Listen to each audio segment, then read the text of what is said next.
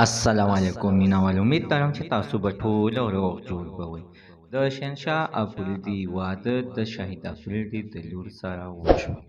راځئ مینوال تاسو موږ سره په دغه ویډیو کې کتلی شئ چې شهنشاه افریدي څومره خوشحاله دی او څومره ملګري ورته راغلي دي چې اخر د خپلې ښځې سره پکې میلاو شوی دی او په کومه طریقه میلاو شوی دی. راځئ مینوال د دې ویډیو نه مخکې راول زه تاسو ته دا یادګینه وکړم تاسو کو چینل زموږ په دې سپر کلک چینل کې نوی وای چینل هم نوی سبسکرایب کړئ.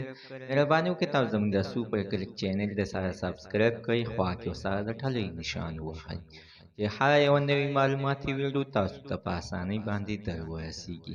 واده عزتمنو د هر یو انسان دپاره یو فرض دی. هر یو انسان ته غواړي چې زه یعنې واده وکړم د جینۍ سره نکاح وکړم. جینۍ همدغه شانتې غواړي چې زه د خالق سره نکاح وکړم.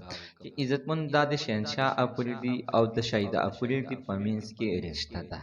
د شهنشاه افریدي د شهید افریدي د لور سره رشته کړې ده چې د دې واده نه مخکې به د ځان سره دا میچونو ته هم بوتلله خو خلکو پرې غټ تنقید کولو او په چې د دې ټوله خرچه به د شهنشاه افریدي یعنې خاوند به یې برداشت کوله. د کویدن په ټیم کې مو ورته ویل چې زه چې کوم دې ته میچ لزم ما سره به ځې.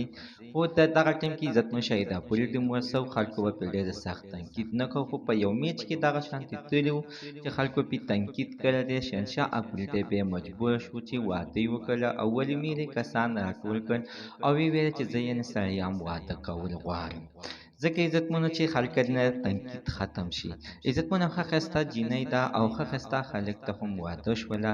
دواړه یعنې کرکټ مینان دي. د دې جینۍ پلار هم کرکټ مین دی او دا خپله هم کرکټ مین دی او همیشه دپاره عزتمنو د یو کسب ولد دي. ښه ښایسته جوړه ده. الله تعالی د ټول عمر دغه شانتې خوشحاله ساتي چې په واده کې څنګه یو بل سره خوشحاله میلاو شول. نو زموږ د سره تر نن معلومات د دې ځای پورې د نوي معلومات دپاره د سره زموږ د سپر کلک چینل د سره سبسکرایب کړئ خوا کې سره د ټلۍ نشان و چې هر یو نوی معلوماتي ویډیو تاسو ته په اسانۍ باندې در ورسیږي.